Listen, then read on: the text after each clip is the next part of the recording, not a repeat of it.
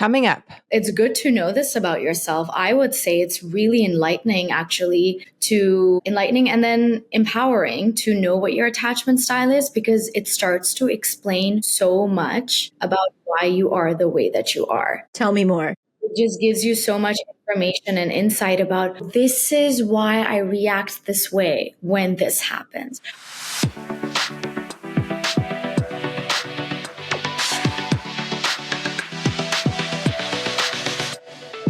Hey, y'all. Hey, mamas. Welcome back to Raising Mama. I'm Megan. And I'm Chelsea. I'm a divorced mama of 2 toddlers, sharing custody while running my own business. And I'm a full-time nurse, pregnant with my second baby, and married to a stay-at-home dad. Join us while we talk about the most pressing issues related to postpartum and new parenthood. This podcast is brought to you by Raising Mama, a bamboo baby brand dedicated to empowering moms during postpartum and raising awareness about maternal mental health. Raising Mama's buttery soft bamboo pajamas aren't just designed to help babies sleep better, they're made to support mothers too. And for every pair sold, a portion of the proceeds is donated to Postpartum Support International. As a thank you for listening, enjoy 20% off your next order with code RaisingMamaVillage at checkout, because we're all in this together. Before we dive in, hit the subscribe button for more expert insights and honest conversations on Raising Mama podcast. Hey, y'all. Hey, mamas. Welcome back to Raising Mama. So today we're talking to Zara Arshad. She's the founder of My Ottawa Therapist and author of Stronger Together. And she specializes in helping parents and couples navigate the challenges of new parenthood. Becoming a parent transforms every relationship in your life, your bond with your baby, your partner, and even yourself. She's going to break down attachment science and offer practical insights to help you build secure, healthy relationships in this pivotal stage. If you've ever wondered why you react the way you do in relationships, I know I do. This episode brings clarity and actionable steps to create stronger bonds. Yay, she's here. Hi, Megan. Hi, Chelsea. Thanks for having me on your podcast. Yeah, no problem. Well, let's dive right into it. I know a lot of people don't even know what the 4 attachment styles is or how you even get them.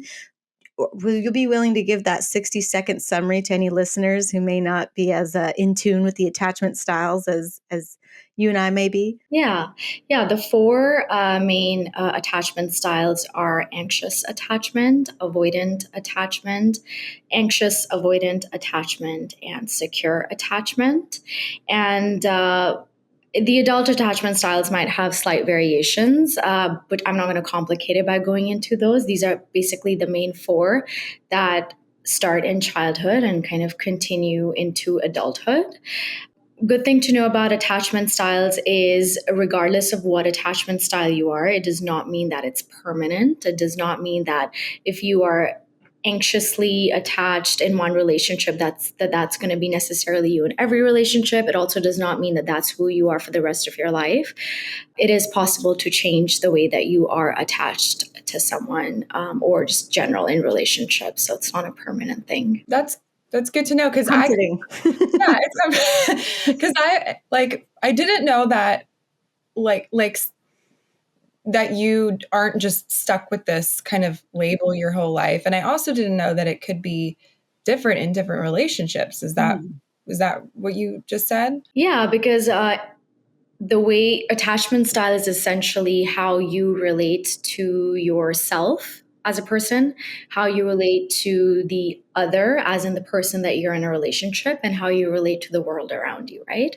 So that can look different in different relationships. One partner can bring out certain attachment tendencies, but in another relationship, for example, if you are with an avoidant partner in one relationship, you might show up a different way. But when you end up in a relationship, say with a secure partner, that might start to shift the way that you view yourself and the other and the world around you, right? So that's why it can look different in different relationships.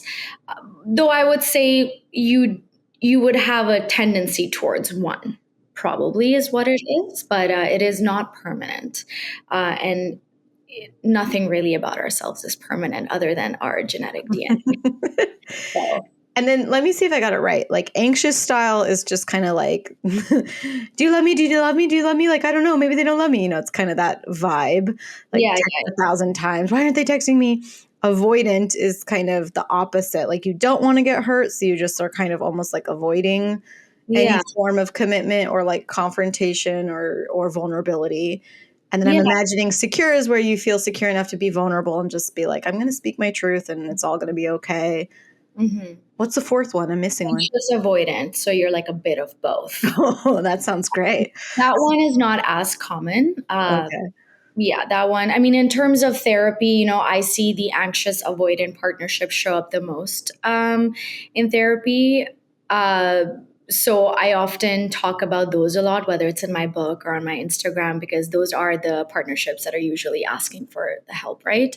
Mm-hmm. But yes, anxious attachment style, the way to kind of determine that, I mean, there's a lot of markers, but in terms of like your behaviors are more like people pleasing, approval seeking, a sense of hypervigilance about how the other person is, you know, how their mood is, how they're feeling, how they're talking towards you, because you're really concerned about making sure that you know, your ultimate fear is like, I'm going to be rejected, I'm going to be abandoned, people will judge me. So those are kind of your fears. Your beliefs are kind of, I'm not good enough, I'm not lovable, I don't matter, that kind of stuff, right? So then it kind of affects how you think and feel and behave in relationships. And then avoidant is, you know, as you said, like is more about like emotional suppression. There, I find that they're often not even aware of what their emotions are or what their needs are. They're not vocal about them. They are kind of almost avoidant with themselves and then therefore their partner as well. And then, you know, they're more concerned about not being a failure, their sense of worthiness, their capabilities. They tend to be more like focused on the problem solving and being successful and success driven behaviors and things like that. Less concerned about, oh, does the other person like me? Do they care about me? It's not more about that. It's more about that's what I have found in my experience working with these partnerships. And yeah, and so this dance between the anxious and avoidant, what ends up happening is they end up triggering each other's tendencies more and more, right? So the more the avoidant partner tends to avoid, the more the anxious partner seeks, right? And the more they seek, the more they avoid. So then they get stuck in this loop, you know, and then that's how kind of it presents itself in therapy. I'm curious, is there any tendency for women to be more one style and men one style, or is it kind of split 50-50? From my experience, Yeah. women definitely are tend to be more the anxiously attached, men tend to be avoidantly attached. If you think about it in terms of gender, that does kind of align, right? Because little girls are, at least in previous generations, how we were all raised. I think we are, most of us, or a lot of us, are trying to do things differently with our kids. But how we were raised, it was more about looking after other people's feelings, making sure people are happy, looking after other people, you know, being more aware of our own emotions and needs, because that is kind of nurtured more in girls, whereas boys don't cry, you have to be strong, you have to be brave. So you're kind of not as aware of your emotions. You don't really know what they are, what are your needs, like this kind of stuff. Then it kind of technically aligns with the gender too, right? And how boys and girls were raised. So it kind of also makes sense how they tend to display this tendency too in adulthood. Okay. And I know you've known us for like 4 whole seconds. Is there Mhm. any way that you could guess like what Megan's attachment style or my attachment style is? I'm just curious if it's almost like that obvious or Yeah, not at all. no, I cannot. So you don't know. No, because you know I would need to ask those questions about the two of you to be able to start gauging, you know, how you, like when we start talking about something and you start disclosing certain personal informations, and I start picking up on how you think things, how you make sense of things. That would start to clue me into your attachment style, because it would start to give me markers of how you view yourself, your inherent worth, how you view relationships, and how you view the world around you. So if a listener wanted to know, like, oh, am I anxious? Am I avoidant? Am I secure? Yeah. Would the best route for them to be like, you do like a therapy session or you like take a Yeah, I was going test to ask the same or question, like, is self-diagnosing like okay on this, or could that being more Yeah, I mean, it's problematic. not damaging. It's good to know this about yourself. I would say it's really enlightening, actually, to enlightening and then empowering to know what your attachment style is, because it starts to explain so much about why you are the way that you are. It just gives you so much information and insight about, oh, this is why I react this way when this happens. Or, oh, this is why my go to way of thinking this way. This is why I tend to get stuck in loop. This is why I fear this. This is why I behave this way, right? It starts to give you a lot of that understanding, especially when you are then in a relationship, right? Because that's very much an attachment relationship. Romantic relationships are attachment based, right? Mom parent child relationships are attachment based, romantic partnerships are attachment based.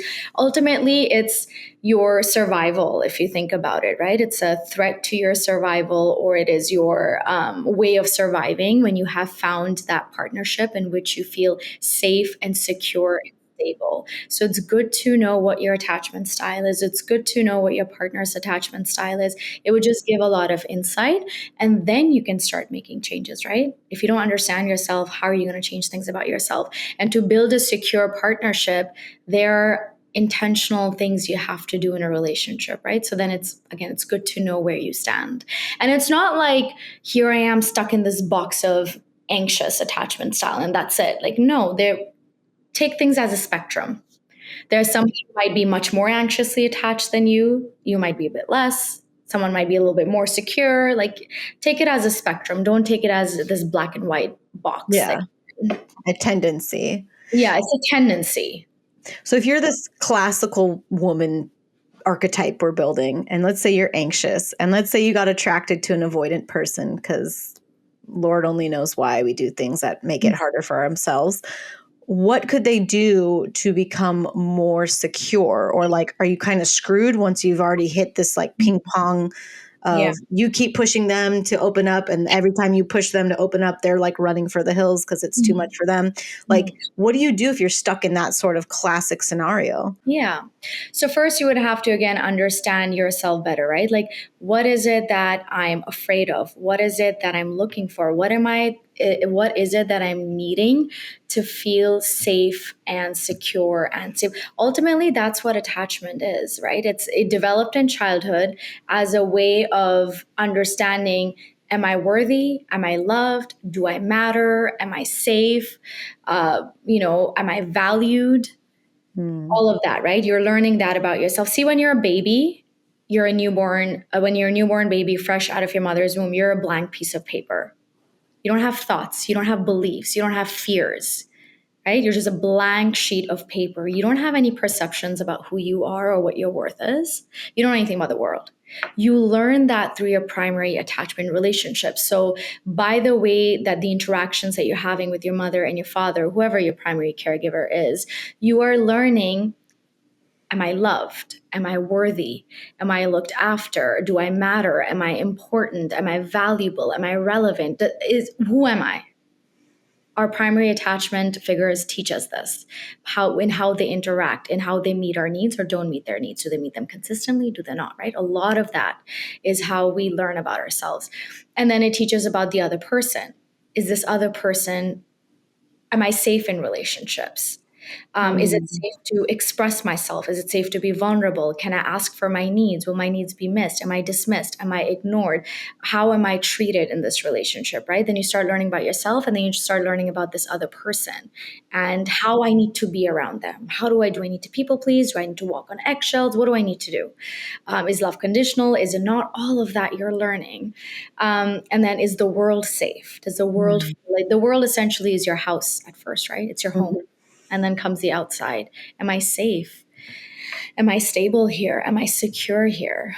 All of that is learned there. And then you start relating to yourself the same way in your adult relationships, and your attachment style kind of tends to be the same until and unless you end up in a relationship that starts helping you relate to yourself in a different way. You start feeling loved and worthy and all of that. So unless there's a relationship or life experiences that come and challenge those outdated old childhood beliefs, you will probably keep carrying them on subconsciously.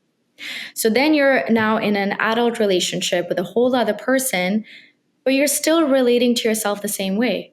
I'm not, for example, say you are somebody who developed an anxious attachment style in childhood because of your experiences with your caregivers, and you learned that I'm not good enough. You came to believe that about yourself, that I'm just not enough. I'm not good enough. So now you're in this adult relationship, you are still relating to yourself the same way. So what you're needing in this partnership is, I want to know that I'm enough. Mm-hmm. I just want to know that I'm enough for this person. Do they love me enough? Am I enough for them? Am I good enough? Am I good enough as a wife? Am I good enough as a partner? Am I good enough as a mom? That's what you're looking for then in all these relationships. Subconsciously though.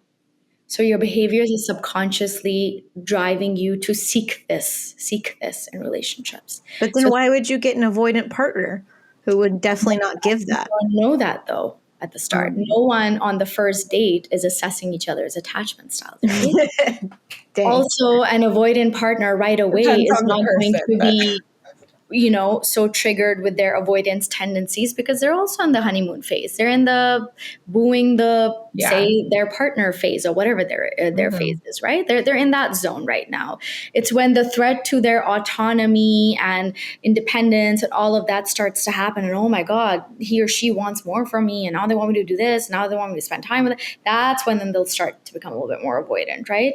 So right off the bat, those tendencies might not be showing through, or if they are, you're not thinking that way. You don't know any better, which is why it's good to know about attachment styles, so you can start to pick up on those signs. So let's get into postpartum because postpartum is such a, to understate it, it's like a tricky part of your life. It's extremely overwhelming. Just the fatigue, the exhaustion, the major life changes, the routines are changing. You're healing physically. You've got this new baby. It requires a lot of your attention, all of that. Like, what happens?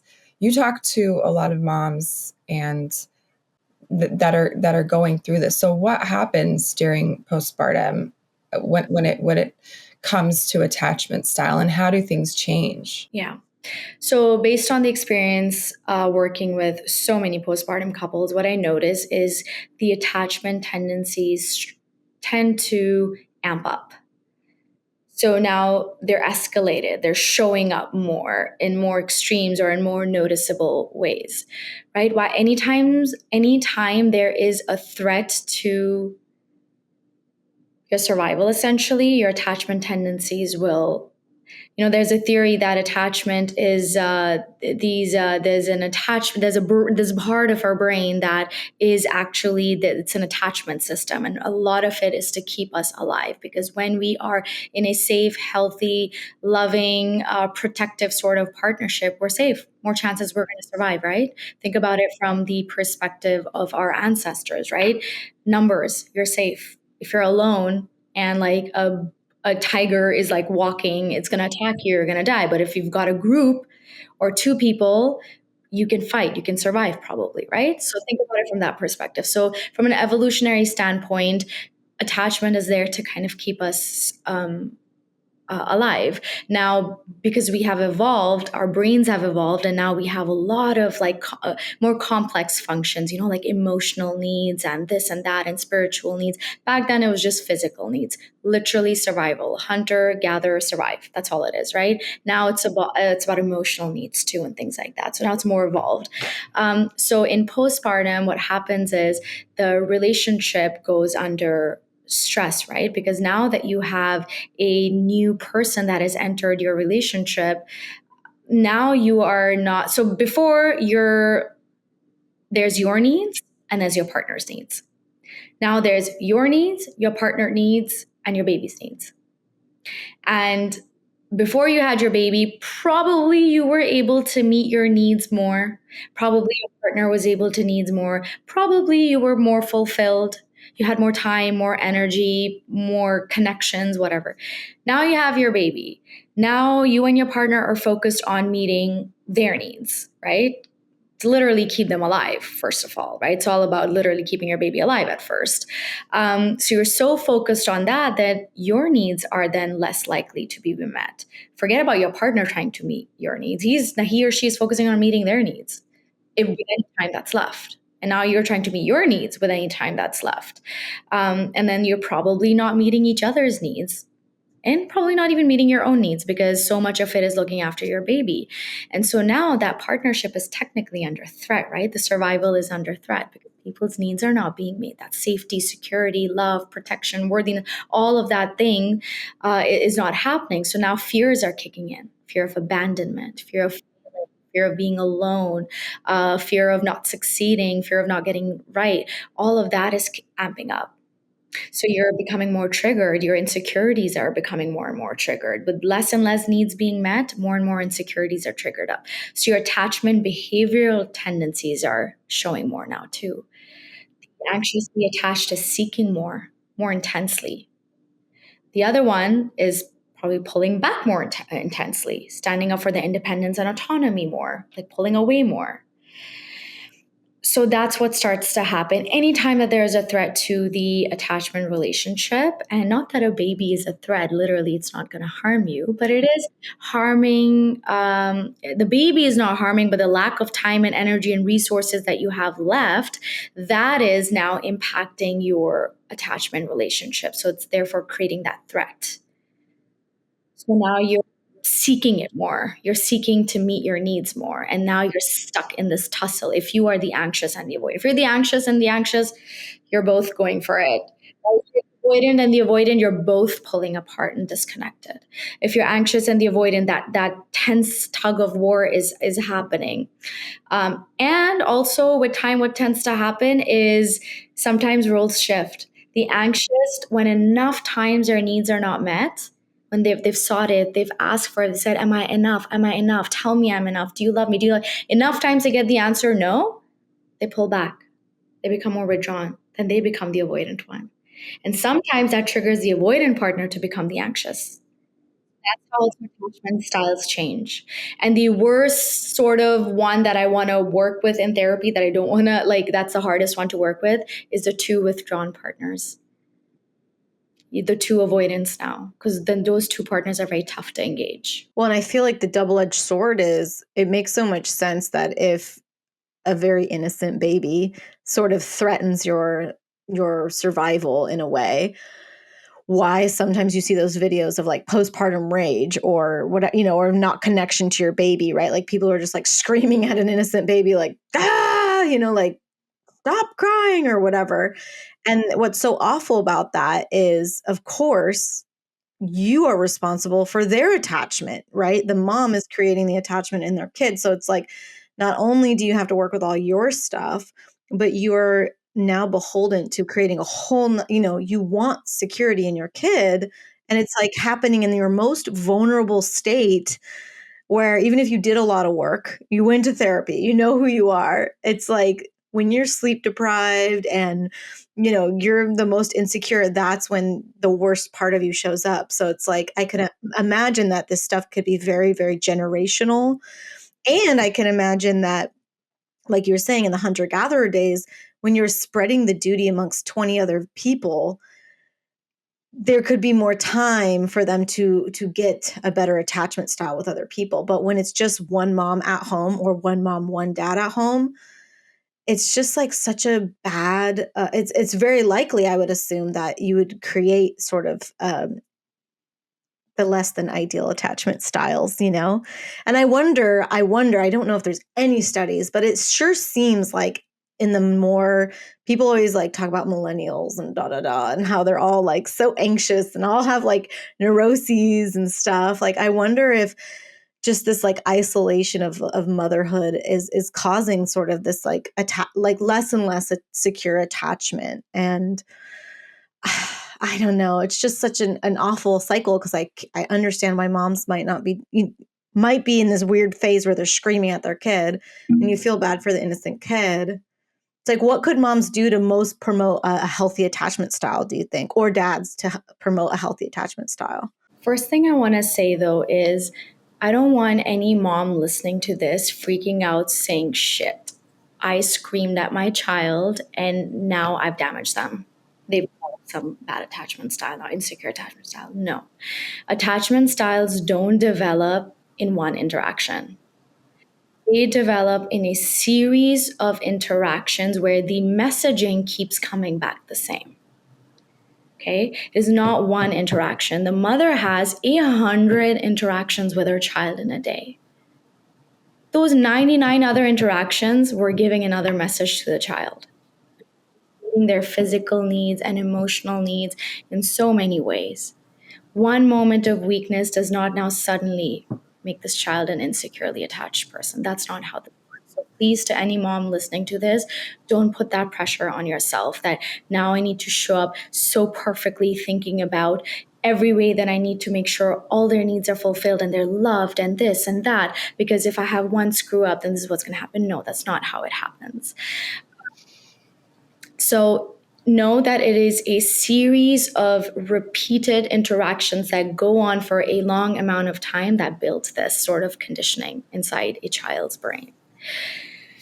Secondly, if you start to understand this from the perspective, first of all, knowing yourself is so important. Like that is the one message I want everyone to always know is you have to understand yourself.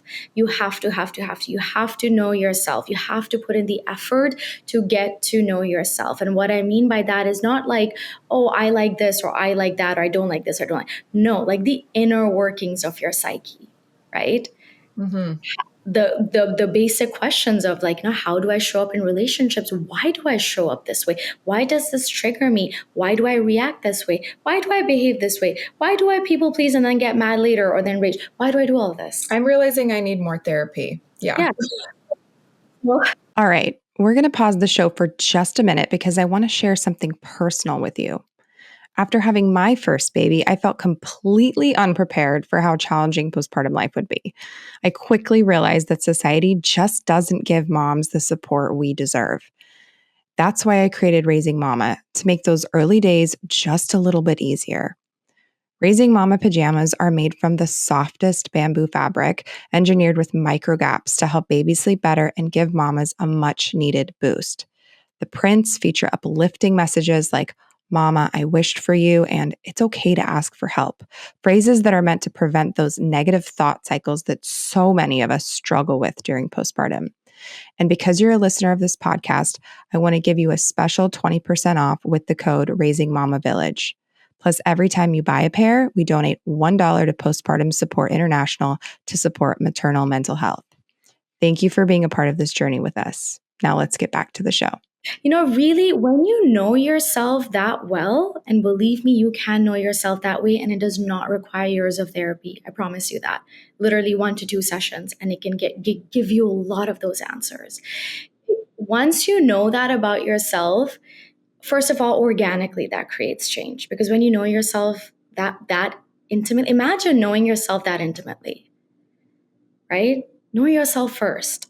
When you know yourself really well, then you understand a lot better about relationships and how they work, and even your parent-child relationship, right?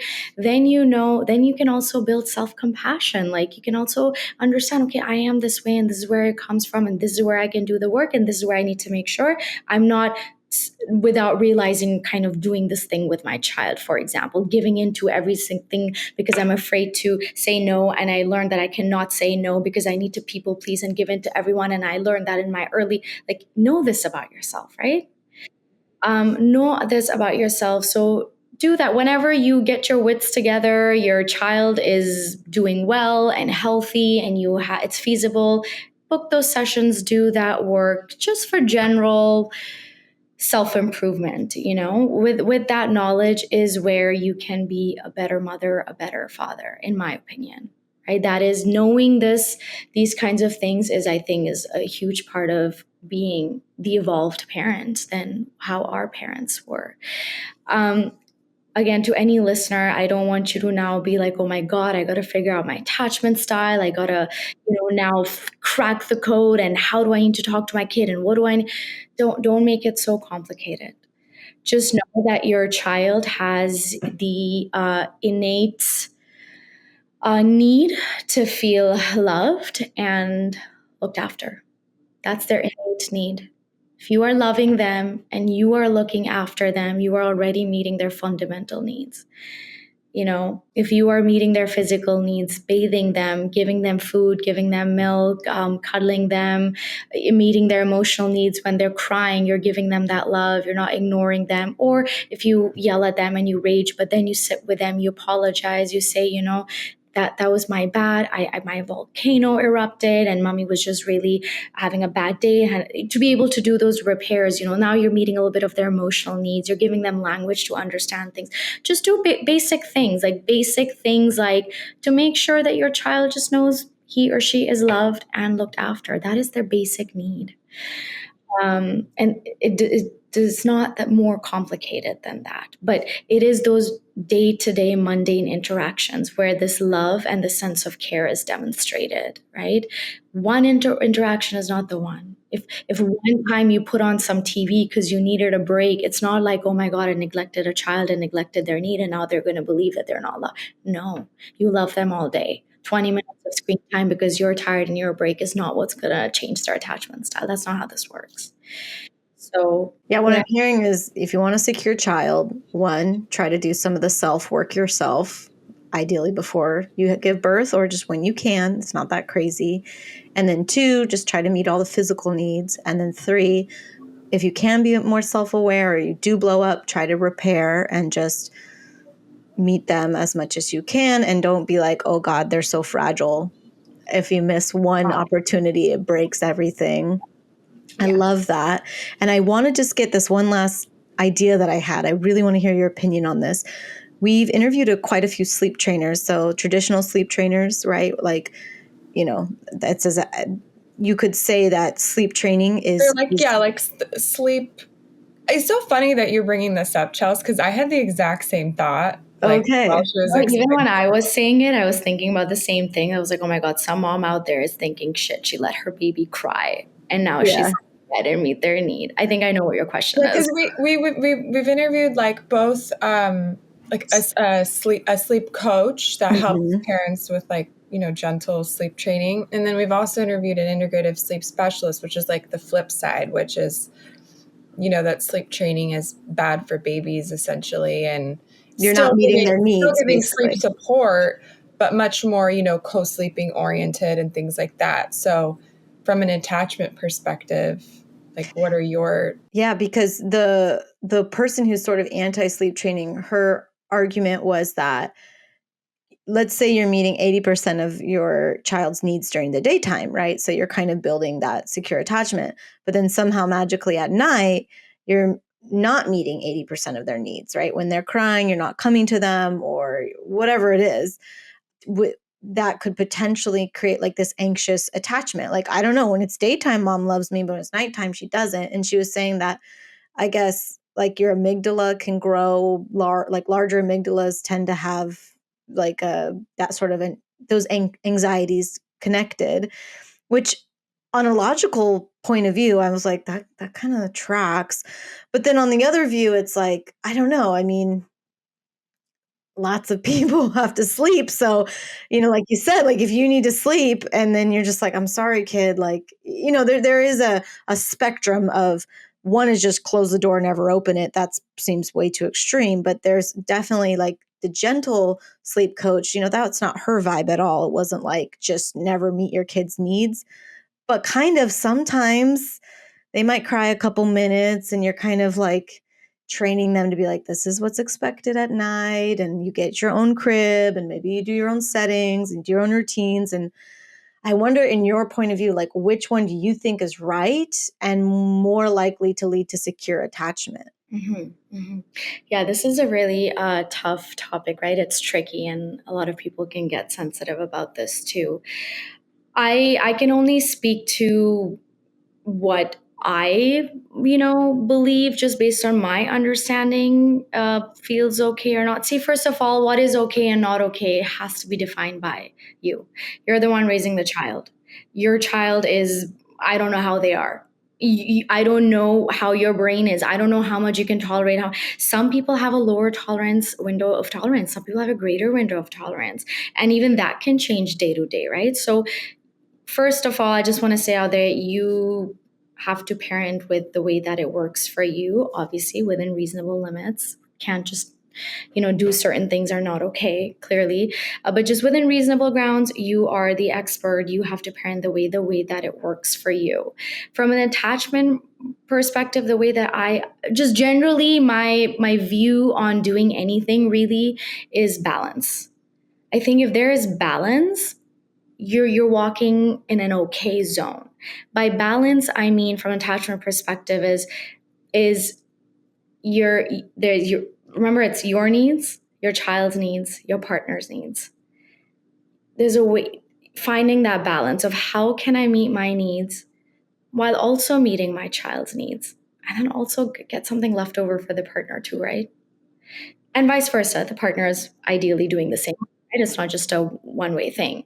And when it comes to nighttime, the moms and the dads, they've got needs. Physical need, sleep. That is a physical survival need. You need rest, you need sleep. There is no expert can argue that. So that is a physical, fundamental, physiological human need.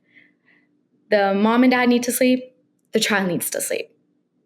And finding that balance of how we can make this work, right? And so that can be then achieved, I think, with the gentle approach, right? Where, yeah, you're not shutting the door for 3 hours and the child is screaming, but you have a gentler approach where they might cry for a minute or two, and then you go back, you comfort them, you hug them, you love them, you say, Mama's right here. I'm just going to go back and lie down. You got to do your sleep time here. You gently lie them down. You go back. A little bit later, you repeat the same thing. You might repeat that 5, 6, 7 times. But at some point, at least in my experience with my own kids, the child gets the message, right? So you do not neglect them and say, I don't care how much you cry. I'm putting my needs above yours and I don't care about it. No, you're saying, I am here looking after you, but I also know you're not hungry. I've made sure you've got your milk. I've checked your diaper. You haven't pooped. You are not cold. You're comfortable. You're not too hot. I've made sure physically you're okay. You're okay. You're crying because you want to sleep with mommy or daddy, right? So then you balance that, right? Okay, well, is it okay for the kid to sleep with me? If it is, then do that. Co-sleep. If that works for you, works for you. In my case, I cannot sleep with a child next to me. I just cannot. It just doesn't work for me. And then I'm not the best person the next day. I need sleep. Who is the best person without sleep? I have to balance that, right? For me to show up as a good mother the next day and a good wife, and a good, just a healthy therapist, and all the hats that I wear, I need to get some level of sleep. So in order to meet my physiological need, I have to balance how would I do that with my child, right? So I have to find my own balance. Any mom and dad listening to this has to find their own balance. And like I said, it is not 5 nights of sleep training, in my opinion, does not create suddenly a damaged or unhealthy attachment style. Usually sleep training is a limited time period thing. It's not a forever thing, right? Think about it. So if you've got a 5 years, well, for the rest of your life, but say 5 years of this childhood of where you've met a lot of their needs consistently, that's the thing. Go for meeting needs consistently. That's very important in building attachment styles. Don't be inconsistent. Don't give your child food one day and not the next day. Give it to them every day. And do what's sustainable, right? So it's not about doing the best and hitting the mark. It's just what is enough.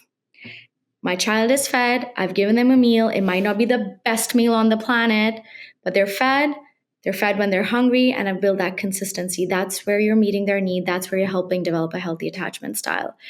So same with at nighttime, right? So having that balance is not about achieving perfection or the best standard, but just having that balance and meeting needs consistently. And if you've got this child from 0 to 5, you've done that. You've met a lot of their needs most of the times consistently. But there was a 1-month period where there was sleep training. I personally don't believe that 30 days is what defined this child's attachment style. Because look at the 5 years. Do you see what I mean? Yeah, I want That's to my perspective. I want to transition kind of back to couples a little bit because I was watching, I was, going through your reels, and I really like the one where you were talking about how like having lots of date nights isn't necessarily going to build connection. And I found that really interesting because in a lot of the like, chat postpartum and reconnecting with your partner and, getting a babysitter and going on it, I feel like there's a lot of pressure to like go out and have a date and, relating it back to the attachment stuff too, and about how postpartum creates this, if attachment style is related to survival and postpartum, it becomes even more about survival because of these stresses, then I think, building that better attachment back with your partner, it makes sense that, a date night could be like the solution. But like what, yeah, can you just explain your thoughts to our listeners on date nights and like what do we want out of our date nights and like what, or without being able to do a date night, because it can be really hard, like finding a sitter and just everything that goes along with it. Sometimes you're just too tired for that. Like what can couples do to work on their relationship as it relates to their attachment styles and like the situation that they're in? Yeah. Yeah. So, yeah, there's a lot of messaging around, right? Spending more time together, create that quality time, go on date nights, do things without the kids, which for sure has its benefits. I don't argue that. However, I think that's to me, date nights would be like cherry on the top. That's a bonus. Like, and we're doing date nights and we're, doing so well in that area too.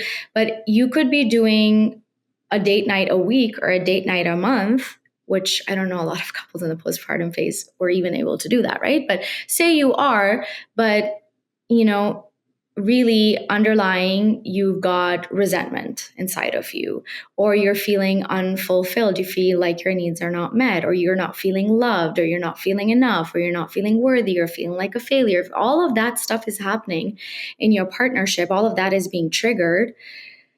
Date night is then just a good time and a good laugh. But then when you go back home, partner, that resentment is back. Because if that resentment is there because of, say, an imbalance in load sharing, well, the imbalance of load sharing is going to happen the very next day after your date ended.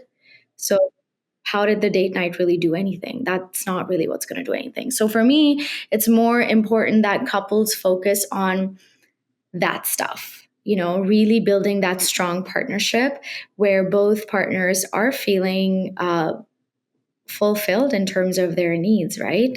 And from the attachment perspective, feeling worthy, feeling capable, feeling successful, feeling like they love, feeling like they matter.